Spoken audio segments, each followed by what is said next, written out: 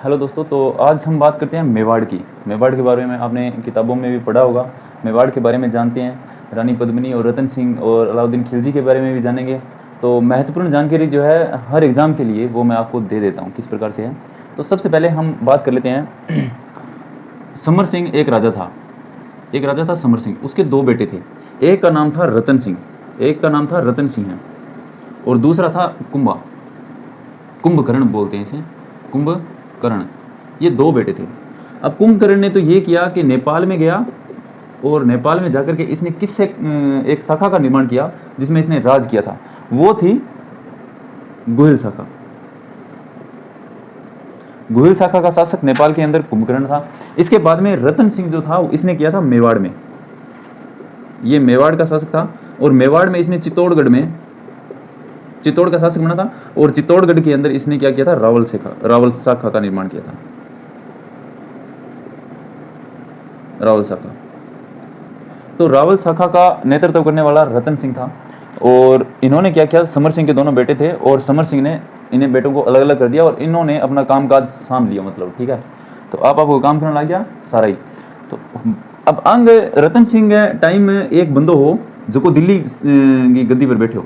दिल्ली की गद्दी पर बैठे हो कौन हो, एक की फुल फॉर्म पता है, कौन बताओ, मैं बताऊँ, अलाउद्दीन खिलजी। एक मतलब है अलाउद्दीन खिलजी।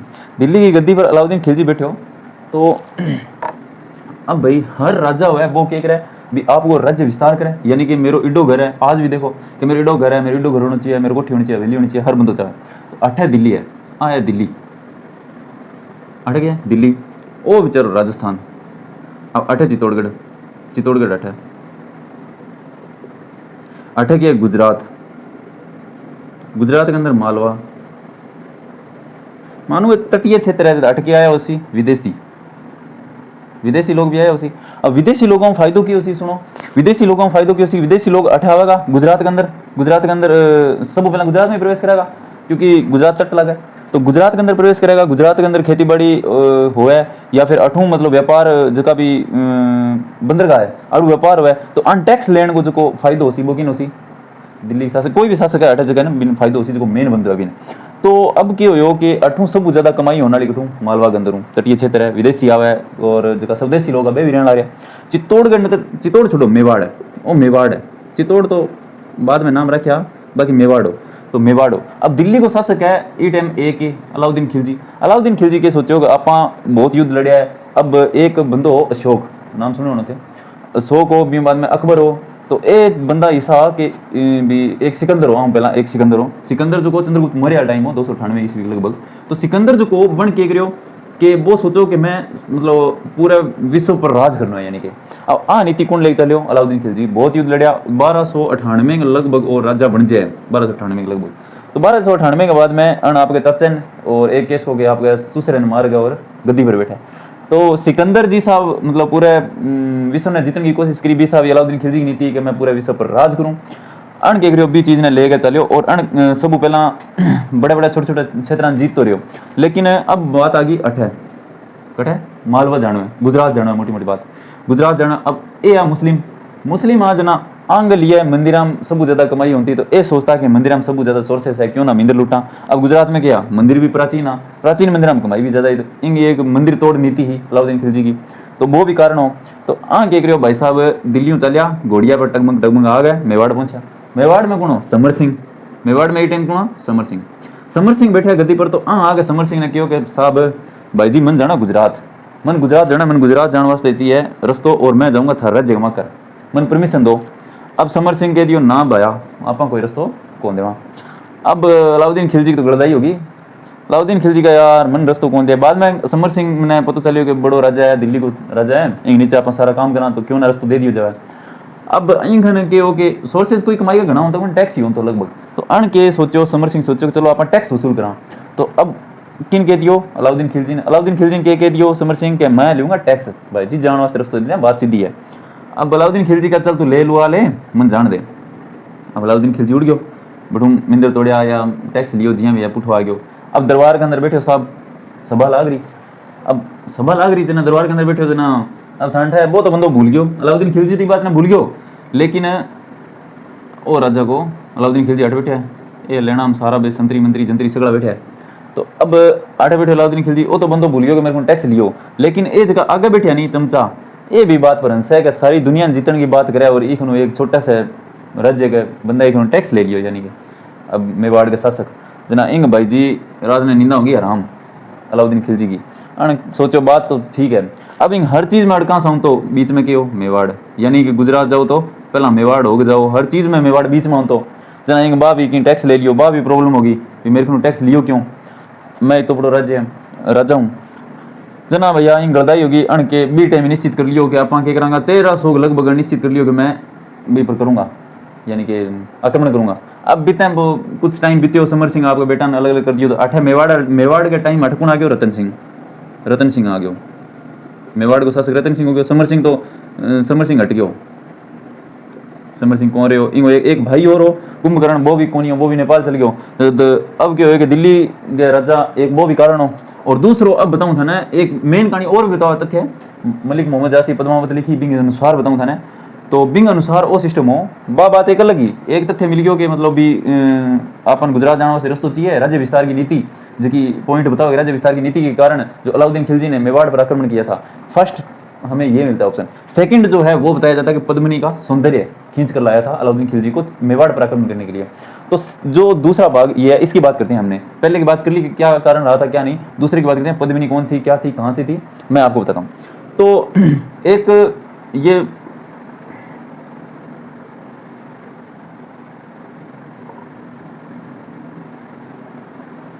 ये भारत है भाई, जैसे मेरे को आया वैसे मैंने बना दिया, ये भारत है। और यहाँ पर एक छोटा सा मान के चलो कि शहर है श्रीलंका है। श्रीलंका में एक सिंहल द्वीप है, सिंहल द्वीप पर राजा रहता था कौन, गंधर्व सेन की बेटी कौन थी, गंधर्व सेन की बेटी का नाम क्या था, पद्मिनी। ठीक है, श्रीलंका में सिंहल द्वीप पर गंधर्व सेन की बेटी का नाम पद्मिनी था। पद्मिनी राजा रतन सिंह की पत्नी मिलती है आगे जाकर। तो यहाँ से बात करते हैं कि श्रीलंका की जो रानी थी कह सकते हो वो बाजाती है मन के किसको, रतन सिंह को। क्यों बाजाती है, क्योंकि इसके पास एक तोता था भाई। सबसे पहले पद्मिनी के पास क्या था, तोता। इस तोते का नाम क्या था, इस तोते का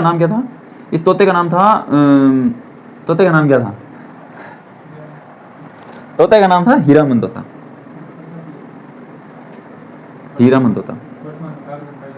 तो हीरामन तोता जो है इस तोते का नाम था। और ये तोता अगर पूछे वर्तमान के अंदर कहाँ पाया जाता है तो ये पाया जाता है वर्तमान में गागरोन के अंदर, झालावाड़ गागरोन के अंदर पाया जाता है हीरामन तोता। और हीरामन तोता क्या है, बोलता है, हूबहू इंसानों की तरह ये तोता बोलता है।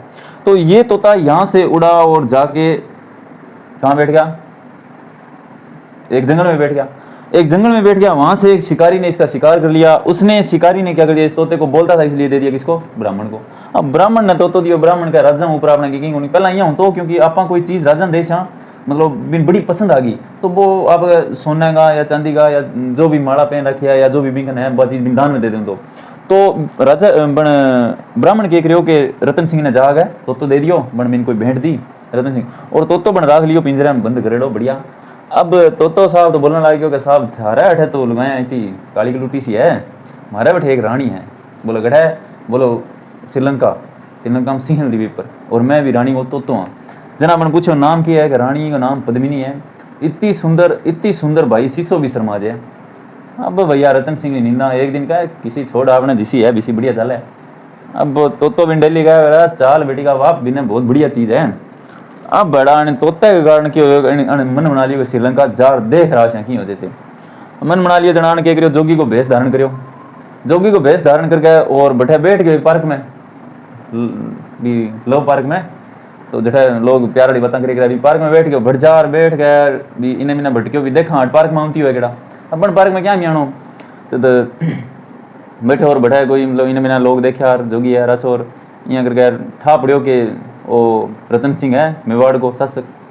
तो बिंग बात बिंग डोला छोड़ा देख रही हैं लोगों ने ठा पड़ियो कि वो है तो की तगड़ी चीज ही बिन बैठा ले गया राजा खन गंधर्व सेन पतो करियो जनाब वो राजा निकलियो जनाब वहाँ क्यों भी चलो ठीक है राजा है अब तू आयो है क्या वास्ते है क्या थारी बेटी देखना। अब बिंग भी गड़दाई हो गई गंधर्व सेन का बेटो बड़ी दूर आयो नहीं। अब इतनी दूर आया जना कोई नहीं तू ले जा बन कर दियो ब्याह ब्याह किन सा कर दियो, रतन सिंह सा किंग कर दियो, हीरामन को कौन करियो, गलत सोचो थे, हीरामन तो बन करियो पद्मिनी को ब्याह भी सक। अब पद्मिनी ने भैया भाई साहब बाबा टाइम अब सास गेड़ो जोगी भेज धान को भूखो मरो बैठा, कई दिन तो इन्हें रखियो 6 महीना राह कर भेज दियो गठे मेवाड़। अब भाई जी मेवाड़ आ गया। अब रतन सिंह को शासनकाल था, मैं बताया को नहीं, रतन सिंह को शासनकाल जो को वो 1301 लेगा 1303 तक लास्ट बाबड़ो, सॉरी 1302 से 1303 1 साल शासन किया था इसने। और इंपॉर्टेंट बात ये भी है, स्टार लगा के लिख लो कि रावल जो शाखा थी उसका ये अंतिम शासक था ये रावल शाखा का 1303 के अंदर। तो क्या हुआ कि ये लेके आ गया कहाँ, चित्तौड़गढ़। अब इसके साथ क्या हुआ कि 3 बंदे आए थे, सॉरी इसके साथ कौन कौन आए थे, 3 लोग आए थे इसके साथ पद्मिनी के साथ। तो पद्मिनी के साथ कौन कौन आता है, देखो ये है पद्मिनी के साथ 3 लोग आते हैं। एक आता है गोरा, एक आता है बदल और एक आता है राघव चेतन।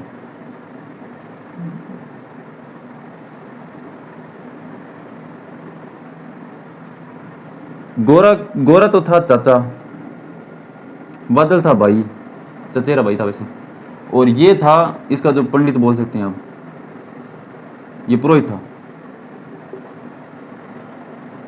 अब ये भी कहाँ का था, श्रीलंका का था। ये बंदा इसे चोरी चोरी देखता और प्यार करता था पहले ही। अब भाई इसको लेके आने की स्कीम नहीं थी, लेकिन जब ये पद्मिनी के साथ चाचा और भाई जब जाने लगे तो ये पीछे रोने लग गयो। वो गाना है डोली वाली कार कोले खड़ के रोएगा, वाह बात है, वो रोने लगे होगा मन तो ले जाओ। जब इन भैया गालियो गाड़ी में चाल तू ही क्या, तो इन भी सागे ले लियो बटू, इन सागे ले लियो जना इंगे भाई आदत लुक लुक देखने वाली। चित्तौड़गढ़ में आ गया, चित्तौड़गढ़ में आने के बाद में क्या हो कि राघव चेतन में देख तो ओ क्यों तांत्रिक हो गया, पंडित घट हो तांत्रिक ज्यादा हो। अब तांत्रिक को जन अण के एक ही मन में धार रखी हूँ इन पाणो है, बस पद्मिनी ने पानी है, यानी कि इतनी सुंदर है, अति सुंदर है, इन पानी है। मन में धार रखी तो ओ क्या कर तो एक कमरिया में यहाँ मतलब धुआं धोर कर रखे और यहाँ बेजा मतलब काम तकड़ो कर रखे भी मैं शाम दाम दंड भेद इन पानी है। अब बड़ा बात रतन सिंह ने पता लगी कि वो लुक लुक देखा यार वो मेरे लिए लुगाई पर आंख रखे बैठे हैं, बन के इन काट दियो। गलती करी चाहे जियां भी अभी इज्जत अब आपड़ेगी, तो इज्जत ही जना बन के करियो कि बिन राघव चेतन ने काट दियो महलू चित्तौड़गढ़। अब भाई जी स्टोरी शुरू हो जाए अठू पद्मिनी की। अब क्या हो कि राघव चेतन जो है वो निकल कर गठा उड़ जाए मेवाड़ू निकल कर उड़ जाए दिल्ली कुनो एक चुपचाप बैठे हो बाप, नो टेंशन फ्री माइंड। मन में तो सोच रहा है कि चलो मेवाड़ा हमारी माड़ी करी मेरे को टैक्स ले लियो या फिर मेरी इज्जत को रखी, पर चलो फिर भी मतलब ये सोचो कि चलो छोट टब्बर है। तो अण कह रही हो कि मेवाड़ू राघव चेतन निकल के दिल्ली उड़ गयो। दिल्ली जाने के बाद में इसने क्या किया, इसने फूट डालने की सोची, क्योंकि अब तो मतलब पद्मिनी तो मिली मुझे भी नहीं। इसने ये वचन बोले थे कि पद्मिनी मेरी नहीं तो किसी और की हो नहीं सकती, ये बोला था। कि इसने एक शायर भी बोला था कि खुल के दिल से मिलो तो सजा देते हैं लोग, सच्चे जज्बातों को भी ठुकरा देते हैं लोग, क्या देखेंगे हम जैसे दो इंसानों का मिलना, बैठे हुए दो परिंदों को भी उड़ा देते हैं लोग। तो यहाँ करके शायर मार्ग उड़ गयो। अब बड़ा शायर मार्ग उड़ गयो जना, वो उड़ गयो अलाउद्दीन खिलजी जार का ठोक्या तू अड़के देखा है एक ये लुगाइया ले फिर है। लुगाई तो रतन सिंह है, बड़ी सोहनी बड़ी फूट रही है, मैं बचपन में जानू भी। अब भाई जी अलाउद्दीन खिलजी का तू कौन है, तू जाऊँ तो रहा क्यों जूत खावा मेरे को। फिर भी इसने तारीफ की किसकी, पद्मिनी की।